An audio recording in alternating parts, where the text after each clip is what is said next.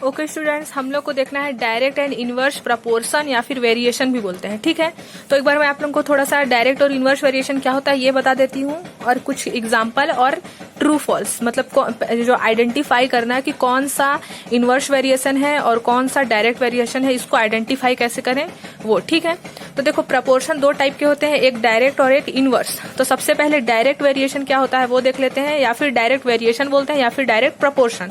तो direct variation में मतलब कोई सा भी क्वांटिटी ले लेते हैं, तो उसमें हम लोग का ये याद रखना है कि अगर एक क्वांटिटी इंक्रीज होता है तो दूसरा क्वांटिटी भी इंक्रीज होगा, अगर एक क्वांटिटी डिक्रीज होता है तो दूसरा क्वांटिटी भी डिक्रीज होगा। जैसे एग्जांपल देख लेते हैं।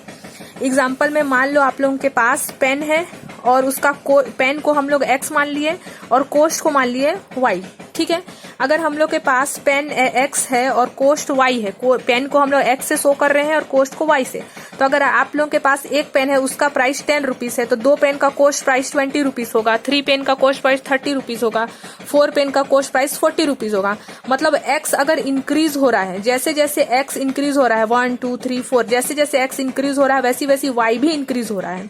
ठीक है, तो यहाँ x इंक्रीज होगा तो y भी इंक्रीज होगा, और अगर x डिक्रीज होगा, जैसे अगर हम यहाँ कम 4 से स्टार्ट करते हैं, 4 1 2 3 ऐसे स्टार्ट करते हैं, 4 3 2 1, तो जैसे जैसे x डिक्रीज होगा वैसे वैसे ही y डिक्रीज होगा। तो ये होता है डायरेक्ट में, डायरेक्ट प्रोपोर्शन बोलते हैं। ठीक है, और जब हम लोग इसको ऊपर वाले को x मानते हैं, नीचे वाले को y। ठीक है, तो और हम लोग जब इसको डिवाइड करेंगे, जैसे 2 1 जा 2, 2 10 जा 20, 3 1 जा 3, 3 10 जा 20, तो सबको हम लोग जब डिवाइड करेंगे तो सबसे स्मॉलेस्ट वैल्यू क्या है 1/10, उसके इक्वल आता है, कांस्टेंट बोलते हैं जिसको। अगर सब इस टेबल में जितना भी वैल्यू दिया है उसको डिवाइड करने पे सारा वैल्यू सेम आता है, जैसे 1/10 लाए तो सबका 1/10 ही आया, तो उसको हम लोग बोलते हैं कांस्टेंट। तब के सिचुएशन में कौन सा फॉर्मूला बनता है, x1/y1 = x2/y2। ठीक है, तो जैसे इसी से रिलेटेड मैं डायरेक्ट वेरिएशन से ही रिलेटेड एक एग्जांपल बता देती हूँ, आप लोगों को और क्लियर हो जाएगा। ये याद रखना है, डायरेक्ट वेरिएशन में अगर x का वैल्यू बढ़ता है, x बढ़ रहा है तो y भी बढ़ेगा, अगर x इंक्रीज हो रहा है तो y भी इंक्रीज होगा, अगर x डिक्रीज हो रहा है तो y भी डिक्रीज होगा। ये याद रखेंगे, और फॉर्मूला याद रखेंगे डायरेक्ट वेरिएशन का, x1/y1 = x2/y2। मतलब x1/y1 का जो भी वैल्यू होगा वो x2/y2 के इक्वल होगा। मान लो x1/y1 आप लोगों का आया 1/2, तो इसका भी वैल्यू 1/2 आएगा। ठीक है, तो एग्जाम्पल देख लेते हैं। जैसे यहाँ दिया है, इफ 15 ऑरेंजेस कोस्ट ₹110, 15 ऑरेंज का जो कोस्ट प्राइस है वो कितना है 110 है। ठीक है, what does 39 oranges cost, 15 orange का कोस्ट प्राइस हम लोग लिख लेते हैं, let the cost price of 39 orange. हम लोग को 39 ऑरेंज का कोस्ट प्राइस फाइंड करना है। हम लोग को ये पता है कि ऑरेंज गिवन है और कोस्ट प्राइस फाइंड करना है। ऑरेंज 15 ऑरेंज दिया था, हम लोग ऑरेंज को x मान लिए और कोस्ट को y मान लिया। ठीक है, 15 और देखो ऑरेंज 15 है और ऑरेंज 39 है, ऑरेंज को ऊपर लिख लिया, ऑरेंज 15 है और ऑरेंज 39 है, इसको ये x मान लिए हैं और इसको y, इसको हम लोग x1 मान लेते हैं, इसको x2। ठीक है, और आगे रहता तो x3 x4। देखो तो 15 ऑरेंज का कोस्ट प्राइस कितना है 110, तो कोस्ट प्राइस को हम लोग यहाँ लिख दिया, ये x1 है तो ये y1 है, ये x2 है तो ये y2 है, और हम लोग को 39 ऑरेंज का कोस्ट प्राइस फाइंड करना है, मतलब y2 फाइंड करना है। ठीक है, अब हम लोग यहाँ देख रहे हैं कि यहाँ पास 15 ऑरेंज है। ठीक है, 15 ऑरेंज है, यहाँ x डिक्रीज हो रहा है। देखो यहाँ x का जो क्वांटिटी है वो डिक्रीज हो रहा है, क्योंकि अगर 15 ऑरेंज का कोस्ट प्राइस 110 है, मतलब x बढ़ रहा है तो y भी बढ़ेगा। अगर 15 ऑरेंजेस को आप लोग 110 रुपीज में खरीदते हो तो 39 ऑरेंज का भी तो कॉस्ट प्राइस ज्यादा ही होगा, यानी कि यहाँ x इंक्रीज होगा। तो इस सिचुएशन में भी, सेकंड टेबल में भी x इंक्रीज होगा तो y भी इंक्रीज होगा। यहाँ हम लोग देख रहे हैं इंक्रीमेंट, मतलब x और y दोनों ही इंक्रीज हो रहा है। ठीक है, तो ये हम लोग को जैसे देखेंगे समझ में आ जाएगा कि अच्छा यहाँ पास 15 था, उसका क्वांटिटी 110 है, अब यहाँ इंक्रीज है, x2 का वैल्यू इंक्रीज है, 15 से ज्यादा है तो y2 का वैल्यू भी तो इंक्रीज ही होगा। तो यानी कि जब दोनों क्वांटिटी साथ साथ बढ़ रहा है, ठीक है, तो ये डायरेक्ट वेरिएशन में है। तो डायरेक्ट वेरिएशन का फॉर्मूला हम लोग को पता है, x1/y1 = x2/y2। ये है डायरेक्ट वेरिएशन का फॉर्मूला। x1 का वैल्यू कितना है 15, y1 का वैल्यू 110, x2 का वैल्यू 39, y2 का वैल्यू फाइंड करेंगे। ठीक है, इसको x1 x2 मान लेना, इसको y1 y2। अगर आप लोगों को कंफ्यूजन है तो आप लोग इसको लेट द ये जो फाइंड करें उसको हम लोग x भी मान सकते हैं, लेकिन ये ज्यादा क्लियर रहेगा, x1 x2 y1 y2, इसीलिए। ठीक है, तो टेबल जरूरी है, क्वेश्चन के साथ ही टेबल बना लेंगे। टेबल बनाने से हम लोग को तुरंत पता चल जाएगा कि ये डायरेक्ट वेरिएशन में है या इनडायरेक्ट में। ठीक है, तो इनवर्स में, तो अभी तो हम लोग डायरेक्ट पढ़ रहे हैं। तो देखो क्रॉस मल्टीप्लाई करेंगे, 15 को y2 से मल्टीप्लाई किए, 39 को 110 से, y2 निकालना है, y2 यहीं छोड़ दिया, 39 इंटू 110 वही है, 15 को ट्रांसफर किया, मल्टीप्लाई में था तो डिवाइड हो गया। अब इसको हम लोग डिवाइड कर दिए, 5 3 जा 15, 5 2 जा 10, 5 2 जा 10 हो गया, 3 से 39 डिवाइड कर दिए तो हमारा आया 3 1 जा 3 3 जा 9, ठीक है। और 13 को 22 से मल्टीप्लाई करेंगे तो 286, यानी कि अगर आप लोगों को 39 ऑरेंजेस खरीदना है तो आप लोगों को कितना प्राइस पे करना पड़ेगा, 286 रुपीज कॉस्ट है उसका। तो आप लोग यहाँ देखें कि x1 बढ़ रहा है, मतलब x1 15 था तो y1 110 हुआ, दोनों इंक्रीज हुआ है ना, इंक्रीज इस साइड हो रहा है ना, सेकंड टेबल में इंक्रीज हो रहा है। जैसे हम लोग ऑरेंज को बढ़ा दिए तो उसका कॉस्ट भी बढ़ गया, यानी कि हम लोग ऑरेंज को इंक्रीज किए तो उसका कॉस्ट भी इंक्रीज हुआ। इसका मतलब ये डायरेक्ट वेरिएशन में है। और डायरेक्ट वेरिएशन का फॉर्मूला हमेशा याद रखना है, x1/y1 x2/y2। एक और एग्जाम्पल देख लेते हैं। Renu type 540 words during half an hour. Renu जो है वो 540 वर्ड्स टाइप करती है हाफ आवर में, यानी कि 30 मिनट। हाफ आवर यानी कि 30 मिनट बोल सकते हैं। 1 आवर में 60 मिनट होता है, वैसे हाफ आवर में 30 मिनट होता है। How many words see type 8 minute, तो 8 मिनट में वो कितना वर्ड टाइप करेगी। तो हम लोग लिख लेंगे वर्ड और टाइम का पूछ रहा है, ठीक है। तो वर्ड कितना है 540, इसको x1 मान लिए और x2 फाइंड करना है, ठीक है। और जो हमारा मिनट है, ये मिनट देखो यहाँ पास हम लोग को पता है कि 540 मिनट है, सॉरी 540 वर्ड्स है, ठीक है। और टाइमिंग इसका पूछ रहा है, मतलब 540 वर्ड्स तो है लेकिन उसको वो टाइप करती है 30 मिनट में, तो 30 मिनट लिख दिए टाइम में। और 8 मिनट बता दिया है लेकिन वर्ड कितना टाइप कर रही है ये हम लोग को फाइंड करना है। तो ये x1 x2, नीचे वाला y1 y2। तो हम लोग ये देख लिए कि यहाँ 540 वर्ड यहाँ पास क्या हो रहा है, ज्यादा है 540, तो इसका आवर भी ज्यादा है, ठीक है। अब यहाँ हम लोग देख रहे हैं कि अगर 8 मिनट है, आप लोगों के पास कम टाइम है तो आप लोग कम वर्ड टाइप कर पाओगे, ठीक है। यहाँ पास देखो, यहाँ पास हमारा वर्ड क्या हो रहा है, इंक्रीज हो रहा है, वर्ड इंक्रीज हुआ यहाँ पास, है ना। तो यहाँ पास देखो, यहाँ पास हमारा जो है टाइम क्या हो रहा है, कम। टाइम 8 मिनट 30 मिनट से तो कम होता है। तो हम लोग देख रहे हैं कि x अगर डिक्रीज हो रहा है तो y भी डिक्रीज हो रहा है, यानी कि 8 मिनट में आप लोग कम ही वर्ड टाइप कर सकते हो, ज्यादा तो कर नहीं पाओगे। जब 30 मिनट में आप लोग 540 वर्ड टाइप कर सकते हो तो 8 मिनट में तो कम ही करोगे, यानी कि यहाँ क्वांटिटी डिक्रीज हो रहा है, मतलब x का क्वांटिटी डिक्रीज हो रहा है तो y का क्वांटिटी भी डिक्रीज होगा। मतलब आप लोग कम वर्ड टाइप करोगे तो कम टाइम लगेगा, ज्यादा वर्ड टाइप करोगे तो ज्यादा टाइम लगेगा, यानी कि यहाँ डिक्रीज हो रहा है। तो दोनों डिक्रीज हो रहा है, x भी डिक्रीज हो रहा है, y भी डिक्रीज हो रहा है। इसका मतलब ये भी कौन सा क्वांटिटी है, आपका डायरेक्ट वेरिएशन है, ठीक है। हम लोग को फॉर्मूला पता है x1/y1 is equal to x2/y2।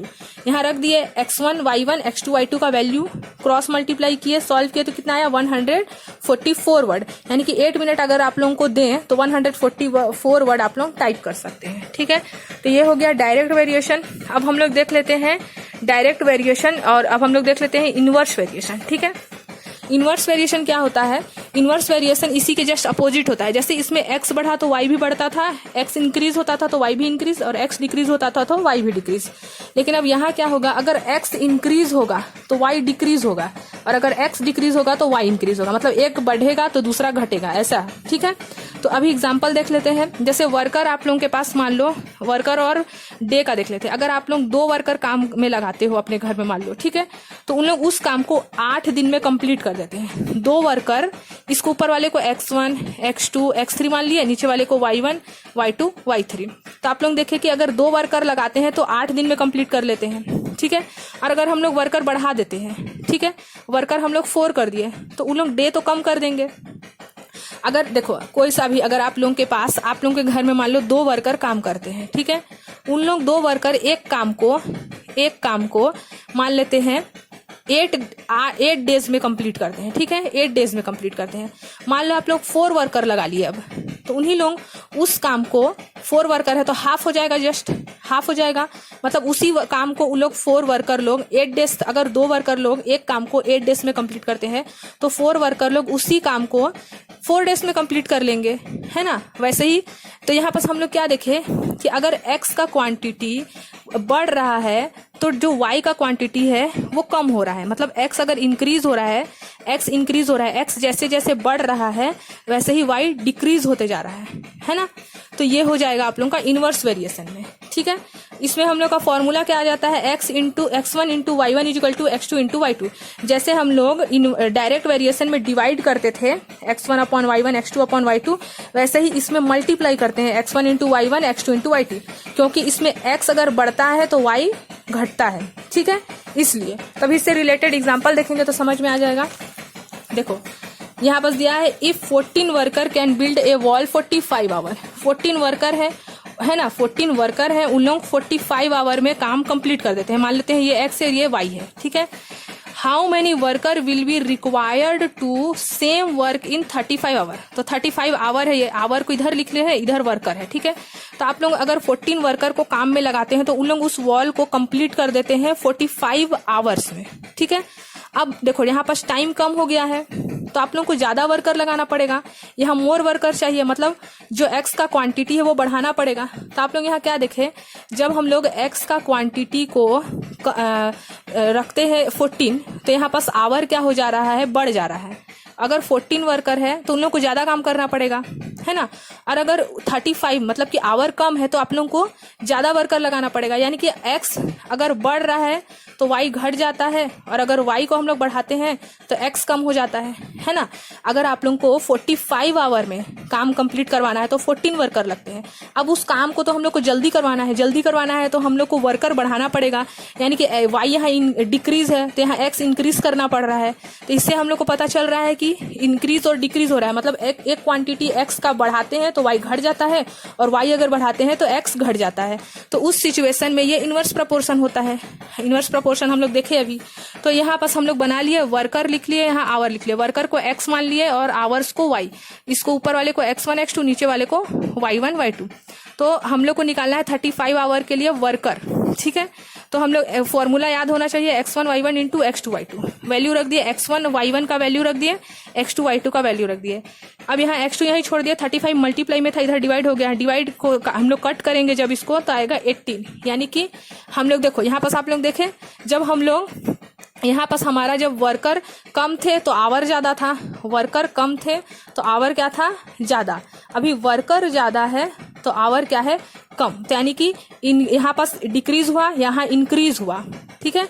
यहाँ पास क्या हो रहा है, डिक्रीज हो रहा है, और x का वैल्यू, और यहाँ पास y का वैल्यू क्या हो रहा है, डिक्रीज हो रहा है।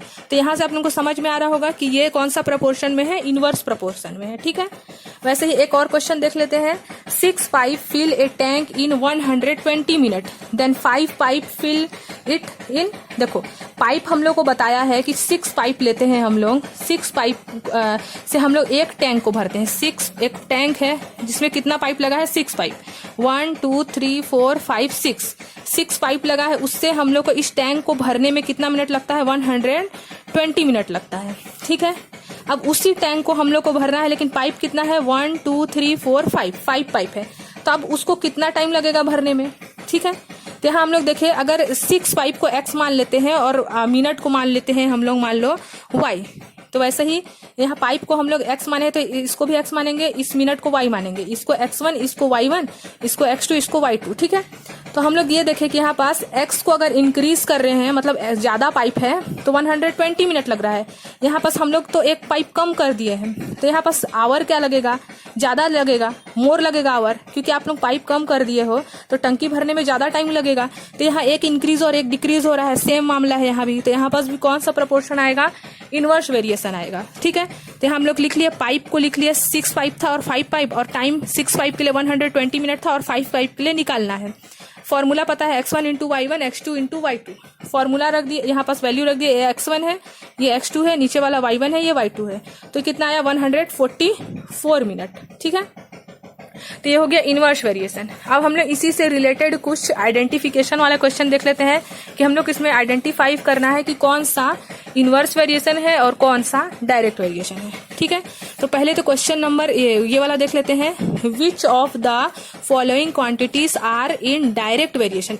इस क्वांटिटीज में से क्वेश्चन नंबर 1 से 6 के अंदर कौन कौन सा डायरेक्ट वेरिएशन है, ये हम लोग को फाइंड करना है, ठीक है। कौन कौन सा वेरिएशन डायरेक्ट वेरिएशन है, ये हम लोग को क्या करना है, फाइंड करना है। तो हम लोग यहाँ पास देखेंगे, number of object and their prices. हम लोग को पता है इनवर्स वेरिएशन, डायरेक्ट वेरिएशन में क्या होता है, अगर x क्वांटिटी बढ़ा तो y क्वांटिटी भी बढ़ना है, अगर x क्वांटिटी डिक्रीज हुआ तो y क्वांटिटी भी डिक्रीज होना है। ये होता है फॉर्मूला डायरेक्ट वेरिएशन का। तो अब हम लोग को यहाँ पहचानना है कि ये डायरेक्ट वेरिएशन में है कि नहीं है। यहाँ लिखा है number of object and their price. मान लो आप लोगों के पास पेन है, ऑब्जेक्ट को मान लेते हैं पेन है, या फिर ऑब्जेक्ट ही लिख देती हूँ। मान लो कोई सा भी ऑब्जेक्ट है आप लोगों के पास, ऑब्जेक्ट मतलब कोई सा भी सामान है, मान लो बुक है, पेन है, पेंसिल है, कुछ भी सामान है, ठीक है। तो आप लोगों के पास अगर, और यहाँ नीचे लिख देते हैं प्राइस, तो आप लोगों के अगर पास 5 ऑब्जेक्ट है, 5 पेन है मान लेते हैं, ठीक है। तो 5 पेन का प्राइस मान लेते हैं 25 रुपीज है ना। तो आप लोगों के पास और दूसरे बार में 10 पेन है, ठीक है। एक बार में एक के पास मान लो 5 पेन है तो उसका प्राइस 25 है। तो मान लो 10 पेन है तो उसका प्राइस कितना होगा, तो 100 होगा, सॉरी 10 5 जब 50 होगा, है ना। तो यहाँ पास हम लोग देखें x इंक्रीज हो रहा है, x इंक्रीज हो रहा है तो y भी इंक्रीज हो रहा है। जैसे जैसे आप लोग क्वांटिटी बढ़ाएंगे, ऑब्जेक्ट बढ़ाएंगे, तो आप लोगों का प्राइस भी तो ज्यादा होगा। यानी कि ये इनवर्स डायरेक्ट वेरिएशन में है। कौन से वेरिएशन में है ये, डायरेक्ट वेरिएशन में है। क्योंकि यहाँ हम लोग देख रहे हैं अगर ऑब्जेक्ट को इंक्रीज करते हैं, मतलब x को इंक्रीज करते हैं, तो प्राइस भी इंक्रीज होगा, मतलब y भी इंक्रीज होगा। यानी कि ये डायरेक्ट वेरिएशन में है। अब question number 2, number of mathematic book of class 7th and their price. अब number of mathematics book, same यही क्वेश्चन है। मैथमेटिक बुक एक ऑब्जेक्ट है मान लेते हैं। मैथमेटिक बुक जैसे कि यहाँ लिखा है नंबर ऑफ मैथमेटिक बुक और उसका प्राइस मान लेते हैं। आप लोगों के पास मैथमेटिक बुक्स को x मान लिया और प्राइस को मान लिए y। आप लोगों के पास मैथ्स का बुक मान लेते हैं, एक बुक है, उस एक बुक का प्राइस 100 रुपीज है, ठीक है। तो 2 बुक का प्राइस कितना होगा, 200 रुपीज होगा। तो यहाँ भी x का क्वांटिटी बढ़ा रहे हैं तो y का क्वांटिटी भी बढ़ेगा। मतलब आप लोग जितना ज्यादा मैथ्स बुक खरीदोगे तो उतना ही आप लोगों का प्राइस भी बढ़ेगा। मतलब x इंक्रीज हो रहा है तो y भी इंक्रीज हो रहा है। मतलब ये भी डायरेक्ट वेरिएशन में है, ठीक है। अब देख लेते हैं question number 3, area of a field and its price. आप लोग मान लेते हैं आप लोग एक एरिया फील्ड लिए हो, ठीक है, रेक्टेंगुलर फील्ड लिए हो या कोई सा भी एक आप लोग एरिया लिए हो। मान लेते हैं इस एरिया का 2 मीटर का ये एरिया है, ठीक है। 2 मीटर का ये एरिया है। इस 2 मीटर का एरिया के लिए आप लोगों को 100 रुपीज पे करना पड़ा।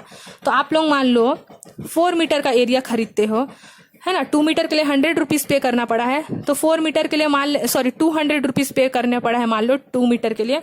तो 4 मीटर के लिए 400, यानी कि अगर हम लोग इस 2 मीटर को, मतलब कि एरिया को x मान रहे हैं और अगर इसका जो प्राइस है उसको y मान रहे हैं, वैसे ही यहाँ पास का भी एरिया को x मान रहे हैं, प्राइस को y मान रहे हैं। तो हम लोग देख रहे हैं जैसे जैसे x का क्वांटिटी बढ़ रहा है, मतलब इस 2 मीटर को हम लोग बढ़ा दिए 4 मीटर, तो उसका प्राइस भी बढ़ रहा है। 2 मीटर के लिए प्राइस 200 था, मतलब 2 मीटर एरिया के लिए हम लोग को प्राइस 200 पे करना पड़ा। तो 4 मीटर वाले एरिया फील्ड के लिए हम लोग को 400 रुपीज प्राइस पे करना पड़ेगा। मतलब अगर x का क्वांटिटी बढ़ाते हैं तो y का क्वांटिटी भी बढ़ता है, ठीक है। तो ये भी डायरेक्ट वेरिएशन में है। सेम वैसे ही question number 4, quantity of milk in litre and its price. Quantity of milk, मान लो आप लोग 2 लीटर मिल्क खरीदते हो, क्वांटिटी को ऊपर लिख देते हैं और उसका जो प्राइस है उसको नीचे लिख देते हैं। तो क्वांटिटी को x मान लिए और प्राइस को मान लेते हैं y। तो मान लो आप लोग रोज 2 लीटर मिल्क लेते हो, उसका लगता है आप लोगों को 200 रुपीज, ठीक है। तो अब 4 लीटर लोगे तो उसका 400 लगेगा। तो सेम ये इस टाइप का क्वेश्चन हो गया। इसमें भी x का वैल्यू जैसे जैसे बढ़ाएंगे, मतलब लीटर को जैसे जैसे हम लोग मिल्क का इंक्रीज करेंगे तो उसका प्राइस भी इंक्रीज होगा। मतलब लीटर को अगर हम लोग x मानते हैं और वो इंक्रीज हो रहा है तो उसका पैसा भी तो बढ़ेगा ना, प्राइस भी तो बढ़ेगा। यानी कि यहाँ भी सेम, अगर x बढ़ता है तो y भी बढ़ेगा। और आप लोग मान लो लीटर को कम कर देते हो तो उसका पैसा भी कम होगा। अब आप लोग मान लो ½ लीटर मिल्क खरीदते हो तो उसका हाफ पैसा लगेगा। मान लो 10 लीटर मिल्क खरीदते हो तो उसका डबल पैसा लगेगा। तो यहाँ क्या हो रहा है, अगर x इंक्रीज होगा तो y भी इंक्रीज होगा, अगर x डिक्रीज होगा तो y भी डिक्रीज होगा। इसका मतलब ये भी डायरेक्ट वेरिएशन में है, ठीक है। अब वैसे ही question number 5, number of labours and the total number of days in which. Number of labour मान लेते हैं, लेबर को हम लोग x मान लेते हैं और डेज को मान लेते हैं y। तो आप लोगों के पास नंबर ऑफ लेबर मान लो 5 है, ठीक है। तो नंबर ऑफ लेबर को हम लोग मान लेते हैं 5। तो उन लोगों को एक काम कंप्लीट करने में मान लेते हैं 10 डेज लगता है। अगर आप लोगों के पास 5 लेबर हैं, उन लोग काम कंप्लीट कर देते हैं 10 डेज में, ठीक है। तो अगर आप लोग 10 लेबर ले लोगे तो उन लोग तो काम जल्दी कंप्लीट कर देंगे, है ना। उन लोग जल्दी काम कंप्लीट कर देंगे। देखो, number of labours and the total number of days in which. अगर नंबर ऑफ लेबर को हम लोग बढ़ाते जाएंगे तो उसका डेज भी बढ़ते जाएगा। मतलब नंबर ऑफ लेबर अगर हम लोग ले लेते हैं 5, उन लोग उस काम को 10 डेज में कंप्लीट कर दिए। अब आप लोग नंबर ऑफ लेबर ले लेते हो मान लो 10, तो उन लोग उसी काम को जल्दी कंप्लीट कर देंगे, मान लो 5 ही डेज में कंप्लीट कर देंगे। ठीक है,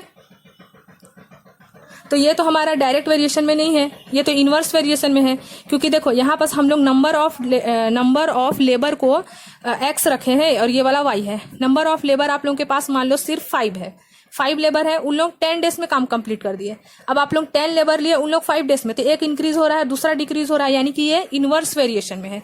जब एक इंक्रीज होता है और दूसरा डिक्रीज होता है, या फिर अगर एक डिक्रीज हो रहा है और दूसरा इंक्रीज हो रहा है, जस्ट अपोजिट, अगर एक्स बढ़ा तो वाई घटा, एक्स घटा तो वाई बढ़ा, तो ये इस कंडीशन में है, यानी कि ये इनवर्स वेरिएशन में है। ठीक है, ये डायरेक्ट वेरिएशन में नहीं है। अब question number 6, speed and time when the distance travel remains the same. Speed और टाइम बोल रहा है। ठीक है, आप लोगों का स्पीड मान लेते हैं, स्पीड लिख लेते हैं एक्स से और टाइम लिख लेते हैं वाई से। आप लोग अगर स्पीड 2 किलोमीटर पर आवर रखते हो, ठीक है, 2 किलोमीटर पर आवर मतलब मान लो 2 किलोमीटर आप लोग कवर कर लेते हो 1 आवर में। ठीक है, और बोल रहा है यहाँ पे when speed and time when distance travel remain same.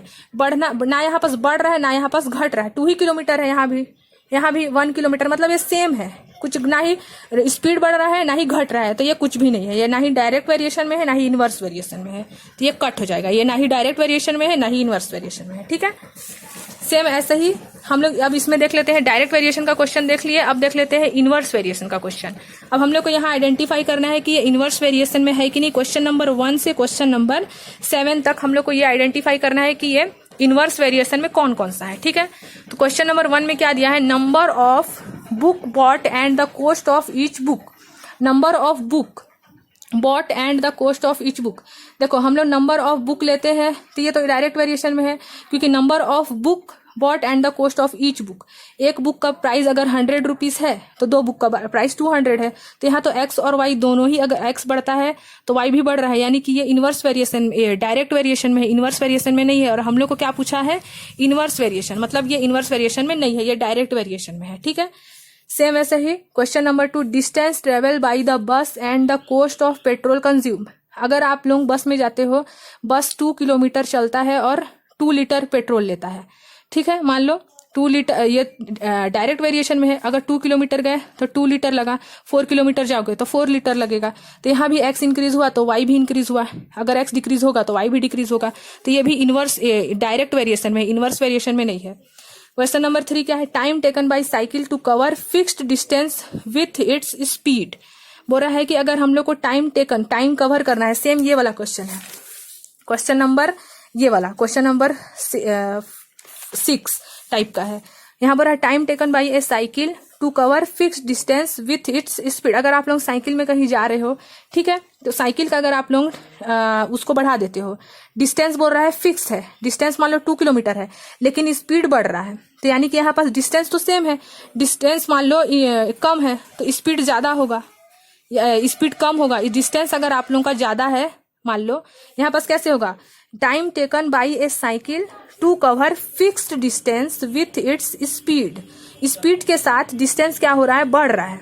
ठीक है, जैसे आप लोग डिस्टेंस ज्यादा कवर करोगे तो स्पीड भी ज्यादा लगेगा, उस हिसाब से यहाँ पास ये इनवर्स वेरिएशन में है, इनवर्स वेरिएशन में है, क्योंकि अगर हम लोग डिस्टेंस को कम करते हैं तो स्पीड बढ़ाना पड़ेगा, सॉरी स्पीड को, क्योंकि यहाँ पास फिक्स डिस्टेंस है ना, फिक्स डिस्टेंस है, इसीलिए यहाँ इनवर्स वेरिएशन है। क्वेश्चन नंबर 4 क्या है, देखो, the number of man employed to make a bridge and the time taken to make bridge. यहाँ अगर एम्प्लॉय को हम लोग बढ़ाएंगे तो काम जल्दी कंप्लीट होगा, और अगर एम्प्लॉय कम करेंगे तो टाइम ज्यादा लगेगा, तो यहाँ एक्स इंक्रीज हो रहा है और वाई डिक्रीज हो रहा है, उस हिसाब से ये कौन सा है, इनवर्स वेरिएशन में है। ठीक है, question number 5, number of student and the weight of sweet distribute among 40 kg। आप लोगों के पास 40 kg स्वीट है, उसको हम लोग को बांटना है स्टूडेंट में। बोला number of student and the weight of sweet distributed among then sweet. अगर मान लो 20 स्टूडेंट है, उसको 40 kg स्वीट बांटना है। ठीक है, तो आप लोग 20 स्टूडेंट को 40 kg स्वीट कितना कितना दे सकते हो, 2 kg दे सकते हो। है ना। और मान लो आप लोगों के पास 40 स्टूडेंट हैं, तो आप लोग उसको कितना दे सकते हो, 1 kg। तो यहाँ हम लोग देखें x बढ़ रहा है तो y डिक्रीज हो जा रहा है, ठीक है। उस हिसाब से एक बढ़ रहा है दूसरा घट रहा है, ठीक है। देखो यहाँ x का वैल्यू बढ़ गया और y का वैल्यू घट गया, 2 से 1 हो गया। तो यहाँ ये इनवर्स वेरिएशन में, क्योंकि एक बढ़ रहा है दूसरा घट रहा है, उस हिसाब से क्वेश्चन नंबर 5 क्या है, कौन सा है, डायरेक्ट इनवर्स वेरिएशन में है। क्वेश्चन नंबर 6 क्या है, weeks and hours of work. तो जैसे आप लोगों को जितना, अगर आप लोग 1 आवर काम करते हो उसका 100 रुपीज लेते हो, तो 2 आवर का 200 लोगे। तो ये तो x बढ़ रहा है तो y भी बढ़ रहा है, x बढ़ा मतलब आवर बढ़ा तो प्राइस भी बढ़ा, वेक्स भी बढ़ा, उस हिसाब से ये डायरेक्ट वेरिएशन में है, ठीक है। क्योंकि यहाँ इनवर्स वेरिएशन तभी होगा जब x बढ़े और y घटे, या फिर x डिक्रीज हो और y इंक्रीज हो, तभी होगा इनवर्स वेरिएशन। अब क्वेश्चन नंबर 7 देख लेते हैं, number of object and their total price. Number of object, अगर ऑब्जेक्ट बढ़ेगा तो प्राइस भी बढ़ेगा, सेम टू सेम ये वाला क्वेश्चन नंबर 1 और 2 के जैसे, ठीक है। अब हम लोग देख लेते हैं एक क्वेश्चन और, इसको नेक्स्ट वीडियो में देख लेते हैं।